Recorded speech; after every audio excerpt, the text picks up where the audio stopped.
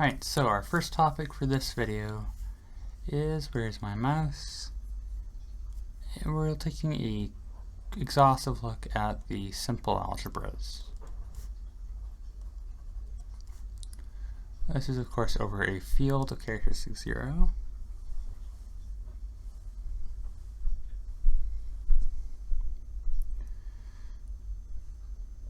So we will give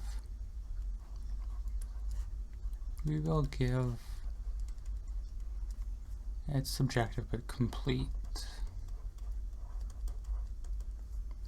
descriptions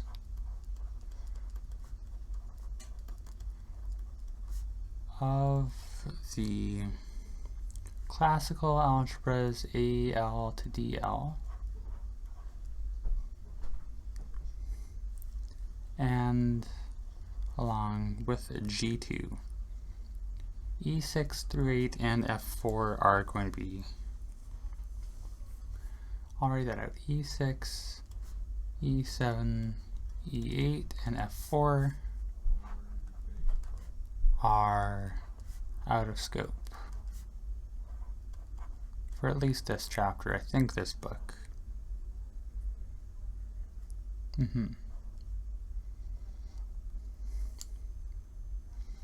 So our first subtopic in this chapter is going to be criterion for semi-simplicity. We know you can check with the killing form by looking, but it says we need to find a more easy way. So a Lie algebra non-zero L is called reductive.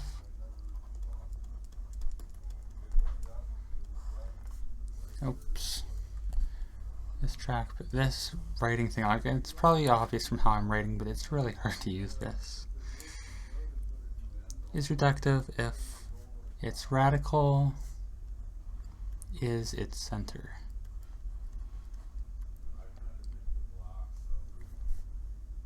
Extreme cases, whatever that means, are for L abelian and L semi-simple. We have the general linear Lie algebra of V as an intermediary case.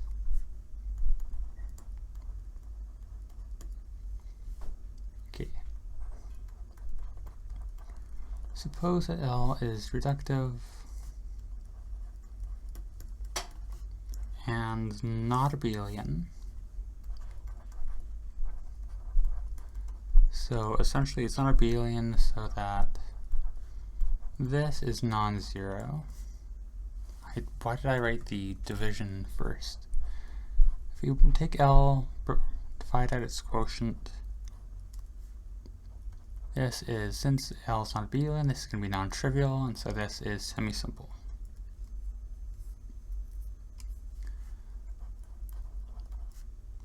Then the adjoint of L, which is isomorphic to the adjoint of L prime, since everything in ZL, of course, is going to have an adjoint representation of 0, acts completely reducibly on L.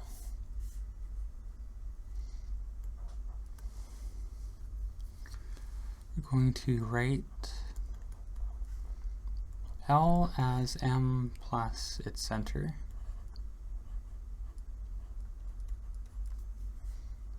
with, of course, M being an ideal.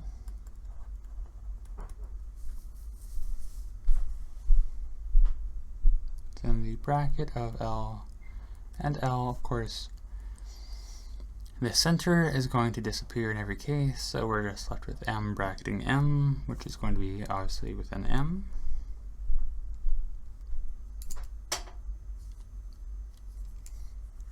but L bracket L maps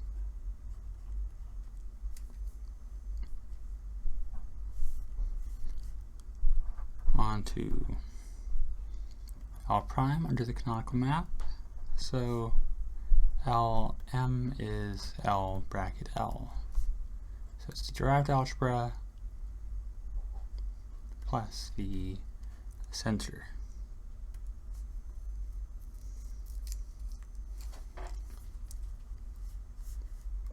This leads us to a proposition. The first part is restating what we just proved, which is let L be reductive, then L is the sum of its bracket and its center.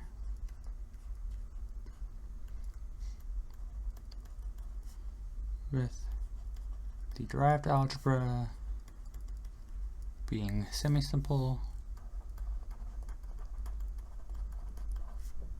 or just 0. Part B. Let L be a subalgebra of the general linear Lie group of V, acting irreducibly on V. Then L is reductive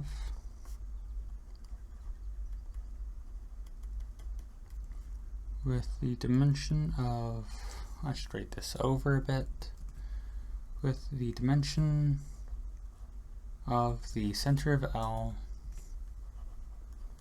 being at most 1.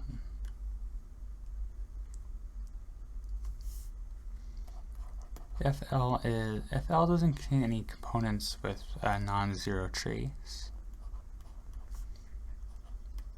L is semi-simple. And the proof, like I said, we've already done A, so we're just doing B. Let S be the radical of L. By Lie's theorem,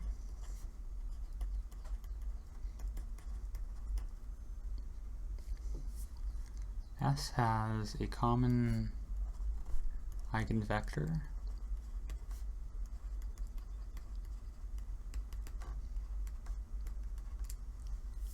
in V. Say we have some S, so that S times V. S acting on V is lambda S scaling V for some S in S. If X is in L,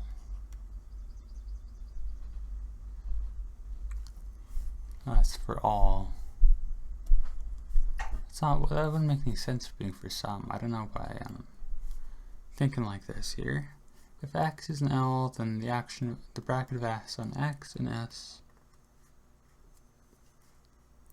gives that S on X on V is lambda S of X times X on V plus lambda of the bracket of S and X on V.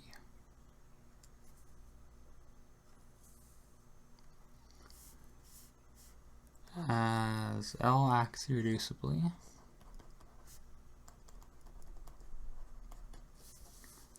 all vectors in V are obtainable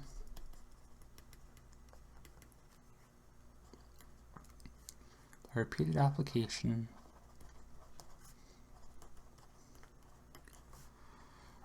of elements in L to V and linear combinations.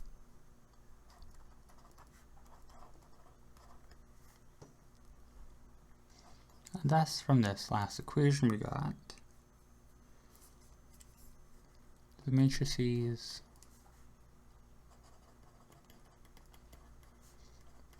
of all S and S are triangular.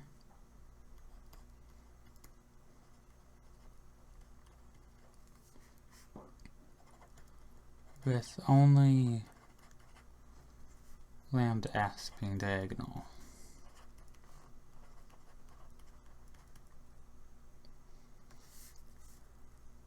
However,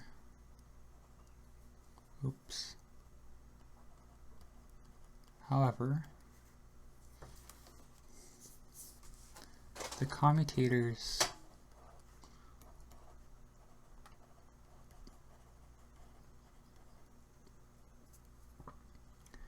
of elements with S with elements of L, which are in S, have trace 0.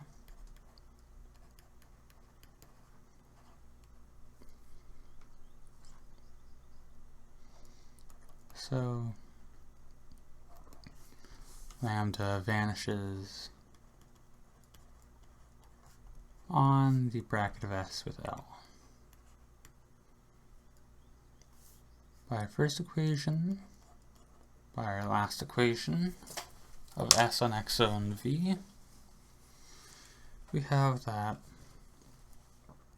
each S and S acts diagonally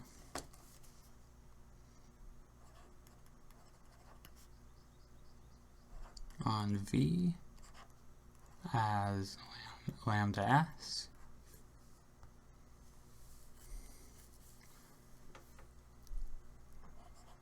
Note that S is in the center of L, so L is reductive.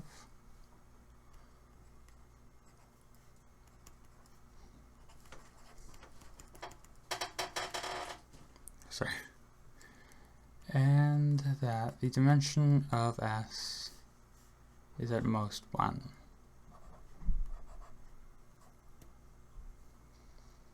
Now let L be contained within the special linearly algebra. SSLV contains no scalars, no non-zero scalars in characteristic 0.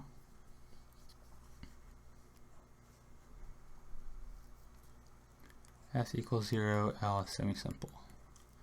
Because I mean, in char P, you can have the identity matrix on a P by P is going to be inside of SL, which we don't want to deal with that.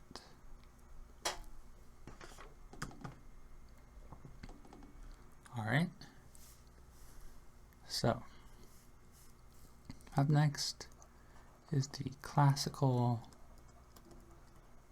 algebras.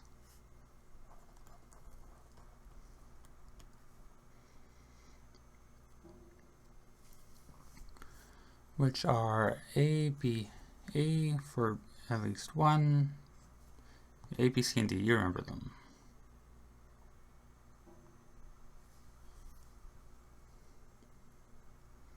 Okay. Note that since the general linearly algebra of V is the special linearly algebra of V plus scalars,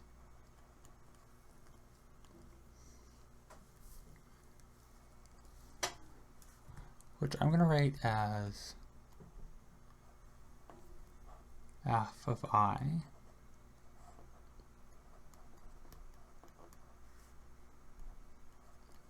and we know that GL acts irreducibly, in fact transitively, on V, so must SL of V.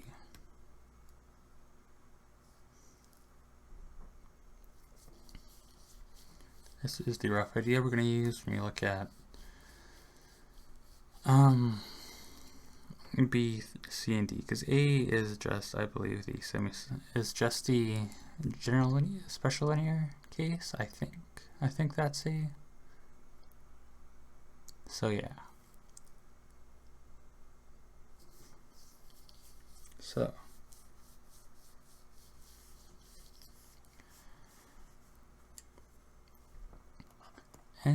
note that any subspace of V invariant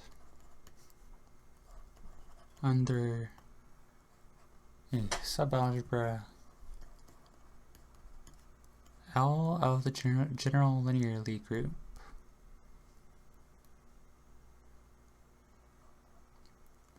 is also invariant under the associative subalgebra of the endomorphisms of V generated by 1 and L.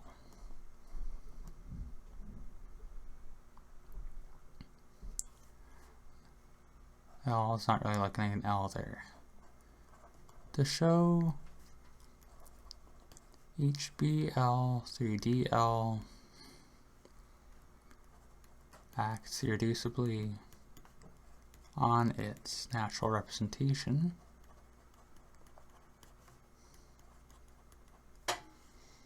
we can show,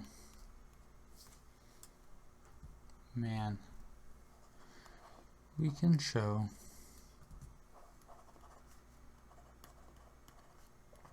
that all endomorphisms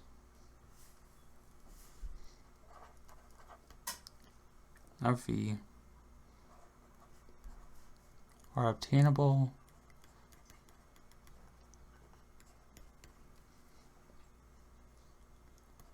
from 1 and L by addition and both multiplications, both scalar and our other algebra multiplication.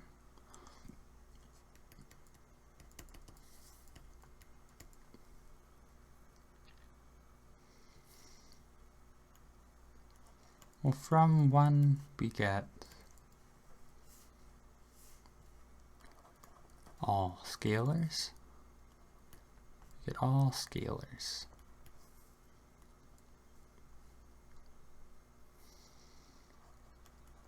From this is worded weirdly. I'm just going to copy it down from the diagonal matrices.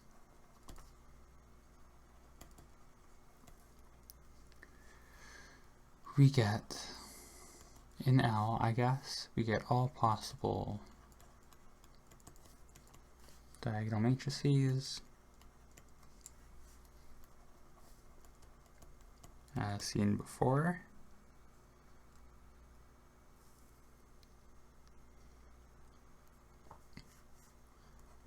And then multiplying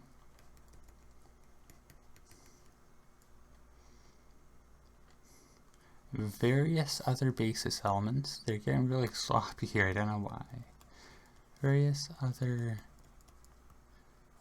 basis elements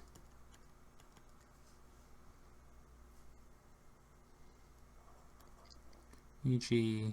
eij minus eji by the diagonal to eii.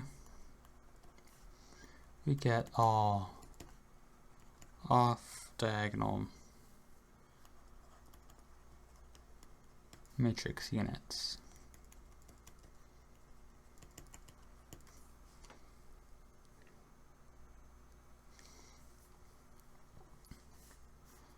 So all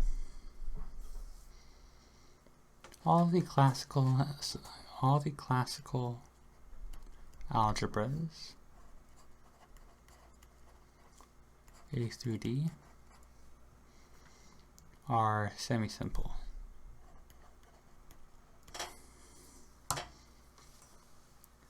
In each case, the L-dimensional, where L is like the subscript for the algebra, the L-dimensional subalgebra H spanned by diagonal matrices.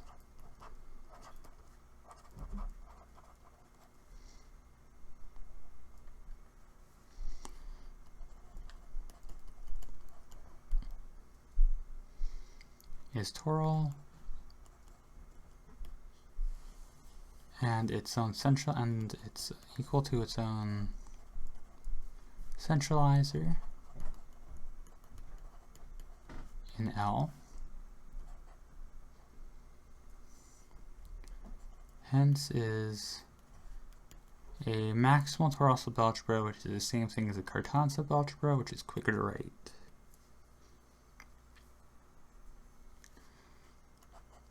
The other basis elements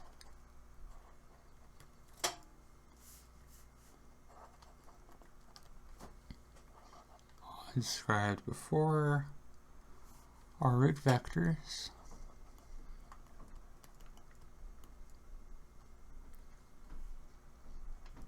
so we can find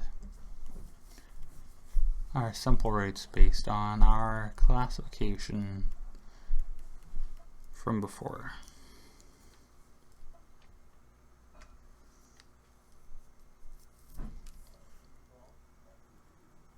This is showing that L is simple.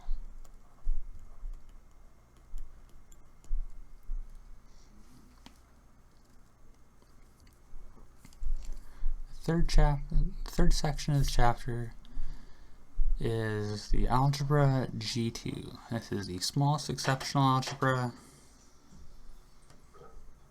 and so it's probably the best one to study first.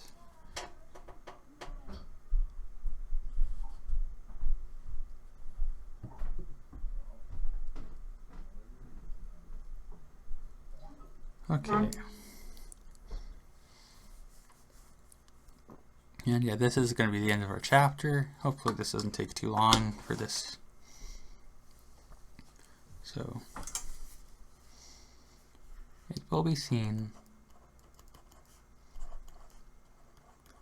that the simple algebra of type G2, which I'm going to write as just G2, has a faithful, irreducible representation of 7x7 matrices and none smaller.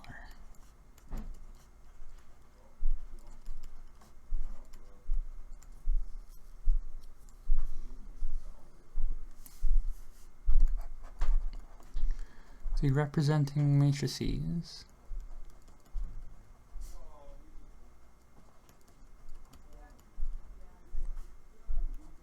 lie in L0,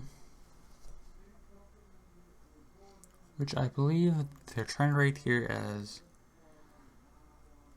the the general orthogonal Lie algebra on 7 dimensions of F,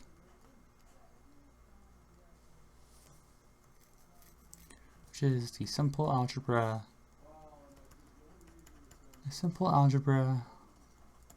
of type, I'm not going to write that out, but it is of type B3. Since that the dimension of L0 is then 21, while the dimension of G2 is 14, we can describe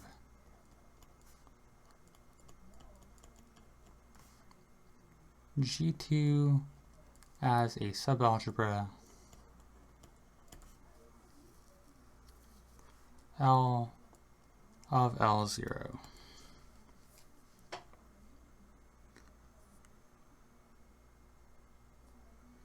Okay.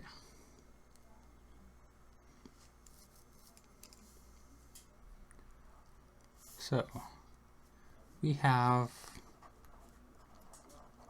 a standard basis for L0 in terms of EIJ, ERS, for RNS being 1 through 7, of course. And it says we reserve I, J, K for 1, 2, and 3.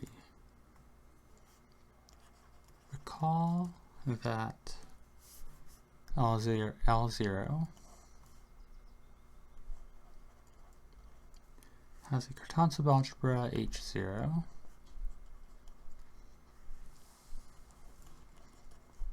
with the basis of D1, D2, D3,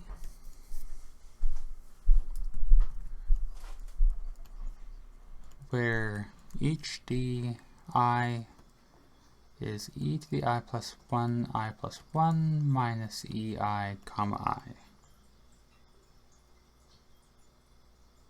They write I plus 4. Oh, yeah, that makes sense, actually. Never mind. I plus 4, I plus 4.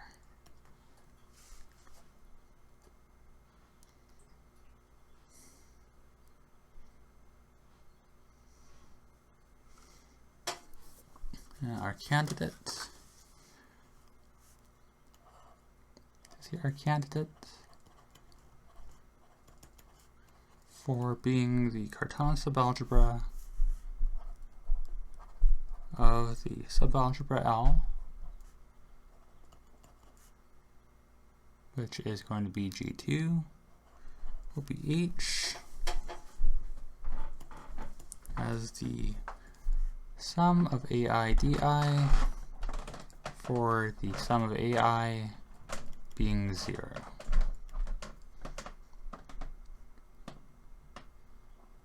With, it's pretty clear to see, we get to pick, since we have 3 copies of D, and one of them needs to correct for the other 2, we have the dimension of H being 2.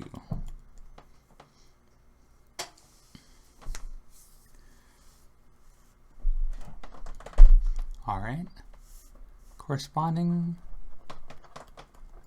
to the 6 long roots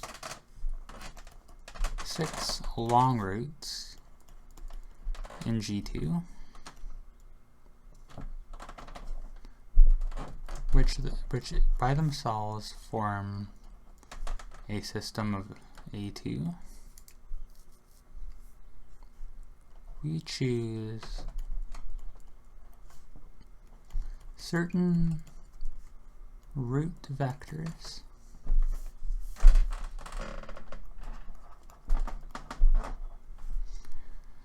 Alright, so corresponding to the 6 long roots in G2, which by themselves are going to form a copy of A2, we choose certain root vectors G of I and J with I and J distinct.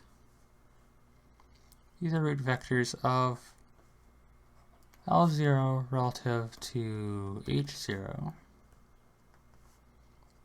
as follows.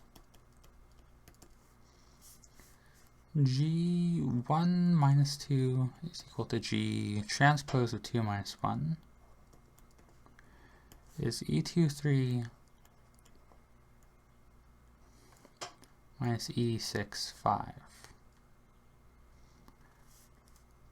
G1 minus 3 as the transpose of G3 minus 1 is E24 minus E75.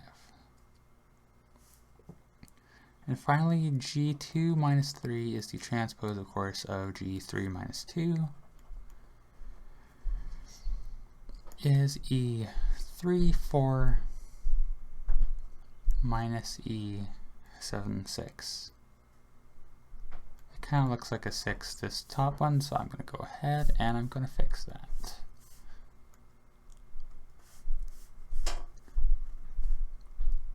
This is a 2, this is a 6. So 2, 3, 2, 4, and 3, 4, minus 6, 5, 7, 5, and 7, 6. I wrote a 6 because I was not paying attention. as you do.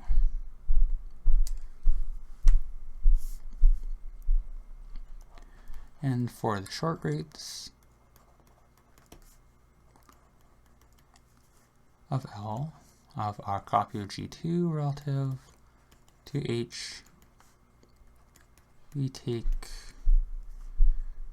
G plus minus I as follows, where G1 is negative G transpose of G minus 1, which is square root of 2 of E1 comma 2 minus E5 comma 1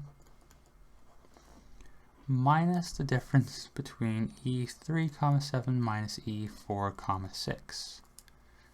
G2 is negative transpose of negative 2 is square root of 2. In this case we have E of 1 comma 3 minus E6 comma 1 minus plus,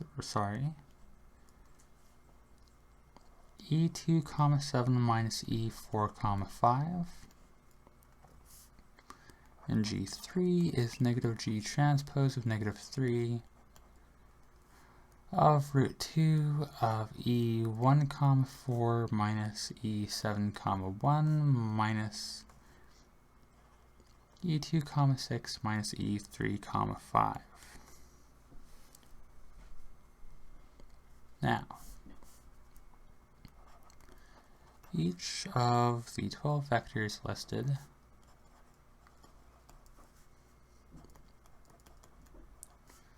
are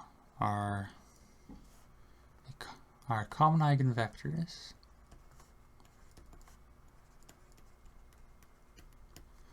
for the adjoint representation of H with none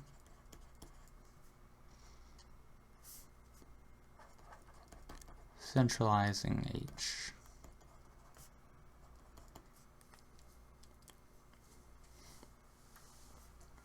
You can define L as the span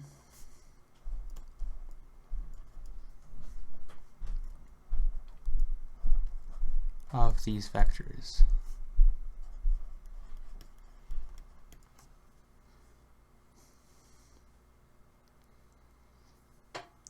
From the following equations,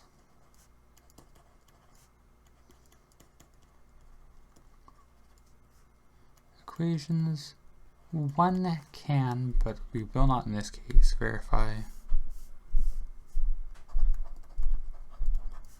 L is closed into bracket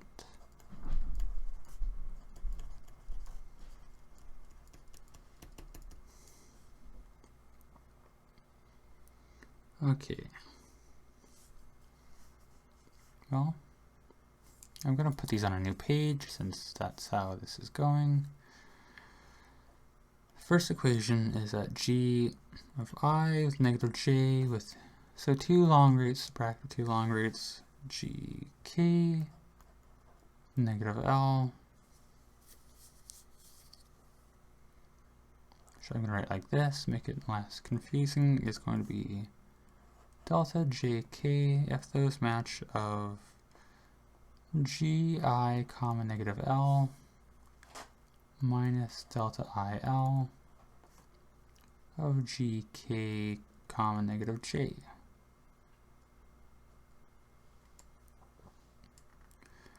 Bracket of two short roots. Well, if it's GI with itself, we get 3DI minus D1 plus D2 plus D3.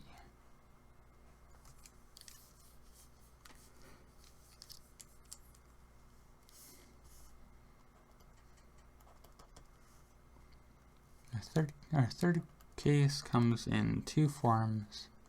The first is the bracket of I comma negative J with G of K is negative of the delta of IK with G of J, and likewise G of I with negative J with G of negative K is delta jk g negative I.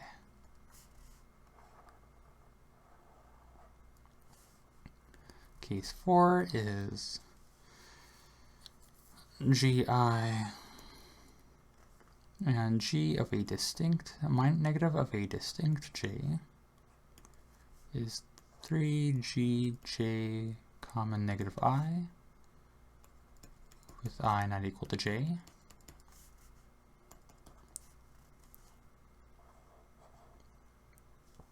Case 5 also splits into two. We have gi, gj being plus or minus g.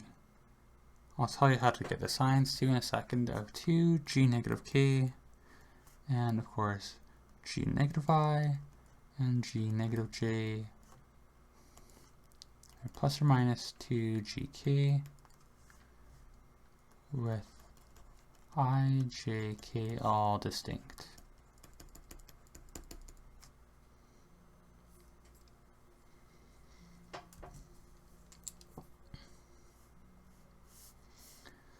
We get the signs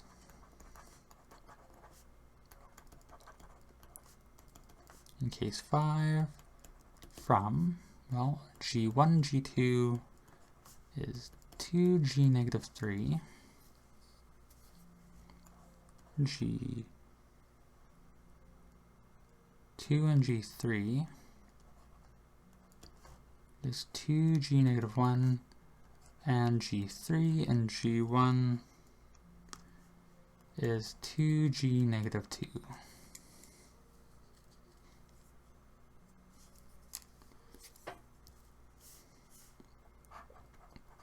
From this, just counting, we get that L is a 14-dimensional Lie algebra with a Kartasov subalgebra of our H of dimension 2.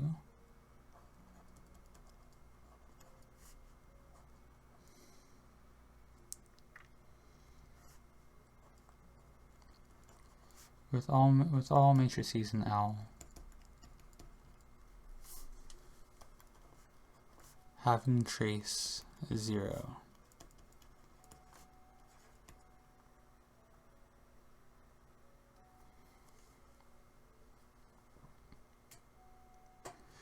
Thus, the only root system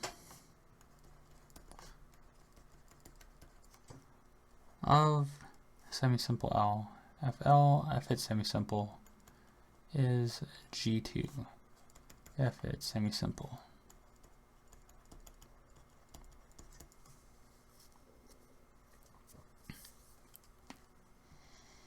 So we need to verify L acts irreducibly on V, which in our case is F to the 7.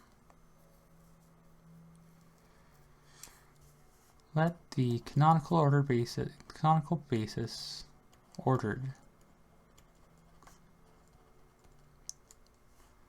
of V be denoted V0, V1 through V3, and then V negative 1 through V negative 3.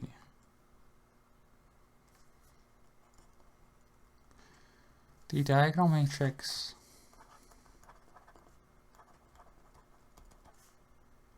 (0, 1, 2, negative 3, negative 1, negative 2, 3)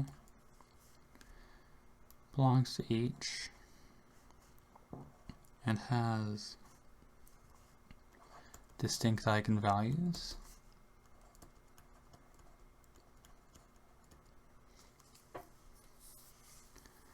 So any subspace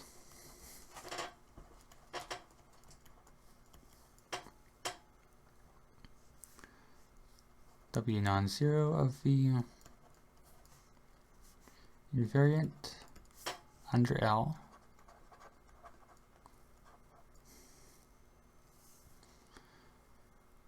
must contain at least one contain a canonical basis vector.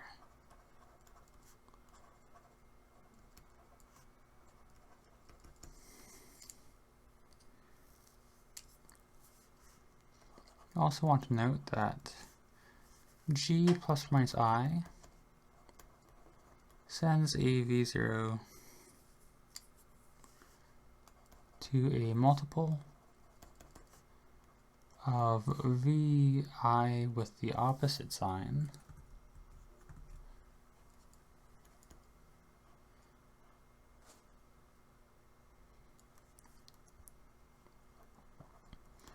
and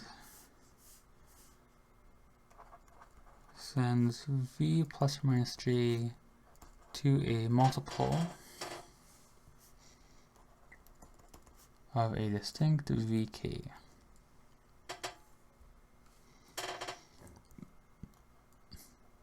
With Gi negative J on Vj being Vi, and Gi negative J on V negative I being negative V negative J.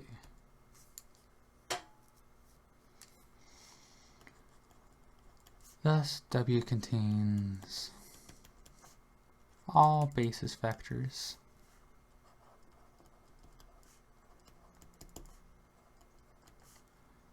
and so W is just all of V.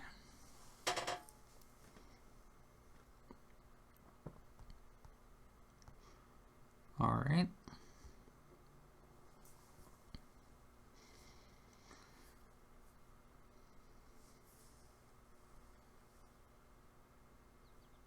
And we also realize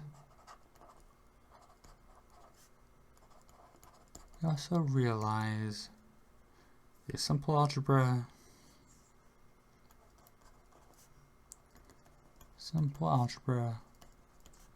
of type G2 as the Lie algebra of derivations of, I don't even know what letter that is. What letter is that? I'm gonna write what it looks like. It's like that.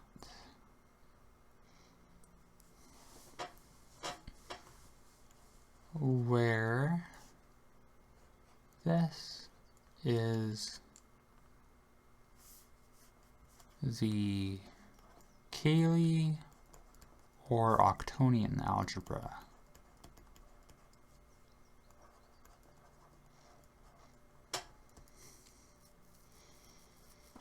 So what is this?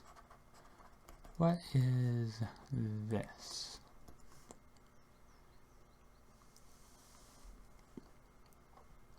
We're going to let E1, E2, E3 be the usual orthonormal basis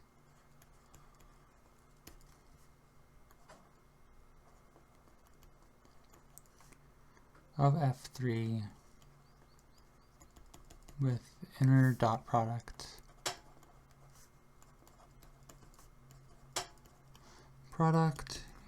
U times U dot V.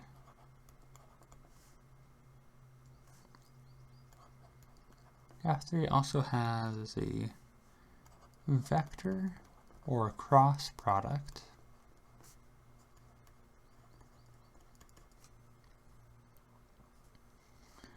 V times W is negative W times V. Keep in mind that this acts as a bracket. So EI, if anything with itself, basis element with itself is 0. And that E1 times E2 is E3. E2 times E3 is E1. E3 times E1 is E2.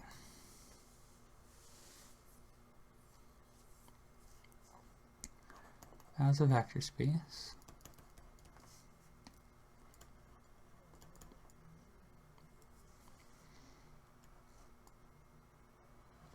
this thing is the sum of 2 copies of F3 plus 2 copies of F.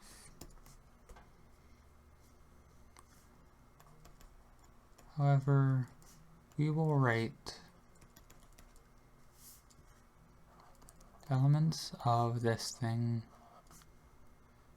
as 2 by 2 matrices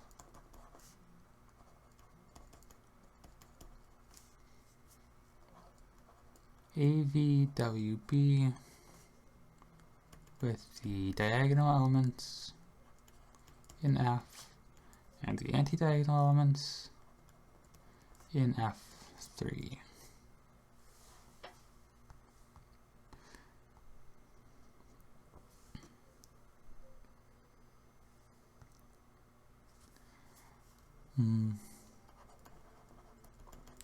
Addition and scalar multiplication are the obvious choices, just component-wise. The product, however, is given as, well, let's say we have the product of an AVWB with an A prime, V prime, W prime, B prime. This is IK. A times A prime is A times A prime minus V dot product W prime. This component here is A scaling V prime plus B prime times V plus the cross product of W and W prime.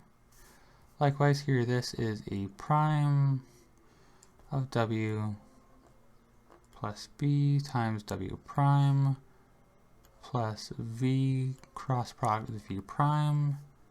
And this bottom component is of course B times B prime minus W dot product with V prime. Okay, this is real scary looking. This is of course bilinear. From scalar products, from all the products being bilinear, because we have scalar products in F and dot and cross products in F3. So everything there is bilinear. Now we fix a basis C1 through C8 of this, with C1 being the top element, C2 being the bottom element, C2 plus, and I'm just going to write these on a new page. I opened up something by accident, I put this wrong button. That's how it goes sometimes. C2 plus I is EI from F3 in that corner, and C5 plus I is 0, it's EI in the bottom left corner. We can verify the multiplication table. I'm not going to write it out, I'm just going to multiply things as how they are when they arise. You'll have to trust me. Notice that C1 plus C2 acts as an identity.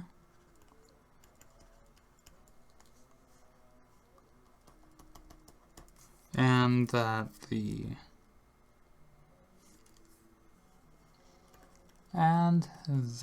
the commutators,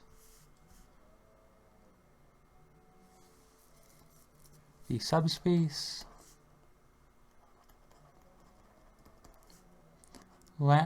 funky thing 0 spanned by the commutators has a codimension of 1 with a basis of C1 minus C2 and C3, C4, all the way through C8, which is complementary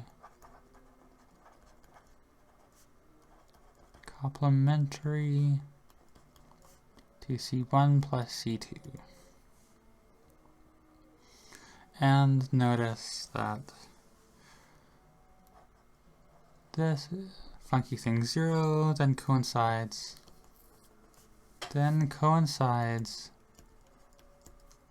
with the space of elements of this thing with 0 trace. The trace, quotation marks, is 0, where the trace is, of course, going to be b going to minus a by the product rule.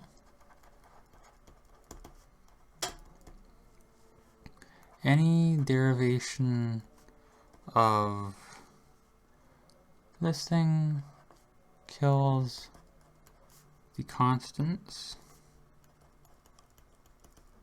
which are multiples of our C1 plus C2.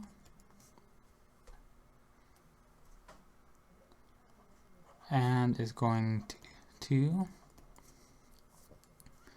leave this thing 0 invariant, hence is determined by its restriction to this thing 0. So when it's active, so the commutators have codimension 1, and on that codimension any derivation has to annihilate everything, so we don't really need to worry about that. So we're going to set L to be the derivational algebra of this thing. We see from before, we're not actually using the 0, we're not defining it with the 0. We see L acts faithfully. Didn't mean to make that 2 words, but that's how it goes sometimes on this new thing. Denote by phi being a map from L to the 7-dimensional internal linear Lie algebra of F. The associated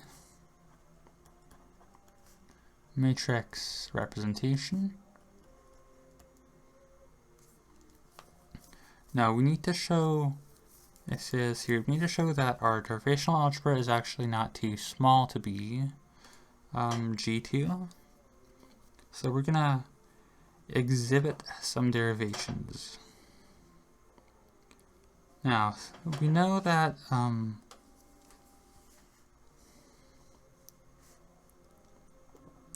since the long roots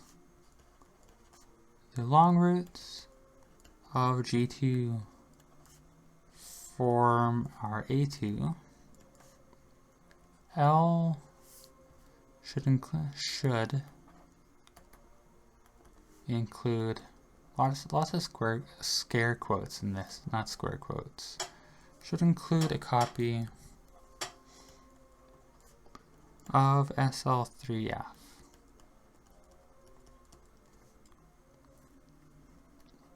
For X in SL3F,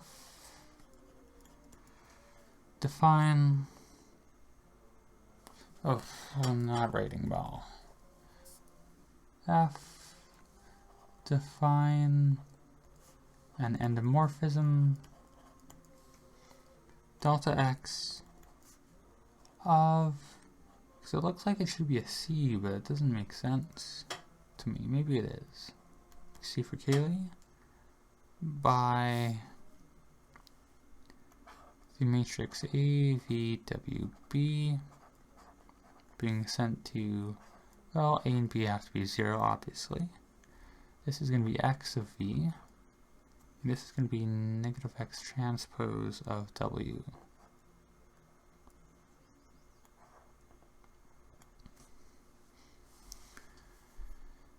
One can verify that delta x is a derivation and that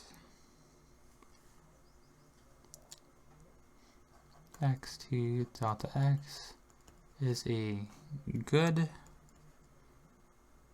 by that I mean non-trivial and faithful, representation of SL3F. Call its image M. Let's call its image M. Denote by H the image of the diagonal subalgebra. So notice that phi of M lies in the orthogonal algebra 7-dimensional of F, and that phi of H coincides with the earlier Cartan subalgebra of G2.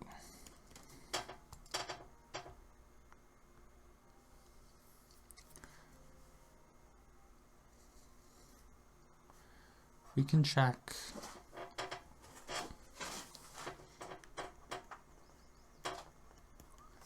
the matrices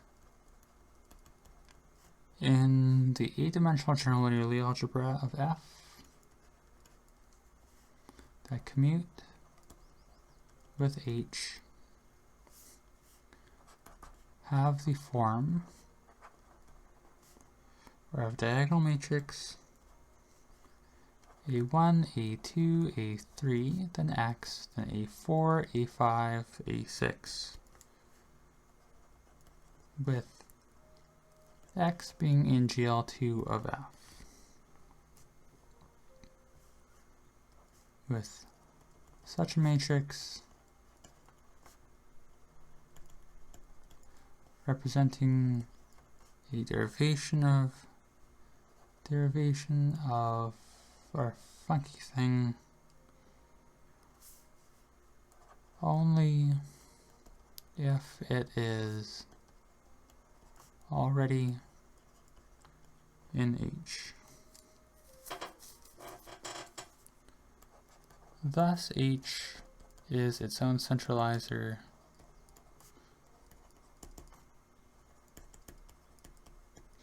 in L, as the center of M equals 0. Thus the center of L equals 0.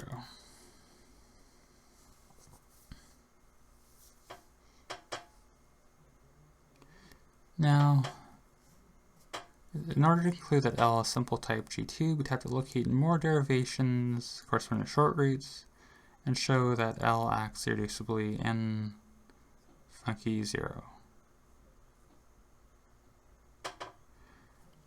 We have chosen the basis for our funky thing 0 in such a way that the matrix representation phi of L is the one studied above. You can, if you want, verify directly that the inner algebra, that our earlier algebra L consists of the images of derivations of our funky thing, of our Cayley algebra. You can also see that certain derivations of the Cayley algebra can be defined intrinsically and then shown to correspond to matrices exhibited earlier. But the rest is tedious but can be done, which is kind of a disappointing ending to this video. But that is how it goes sometimes. You know how it is. Yeah, I'm sorry. There's a lot of just stuff happening at the end here.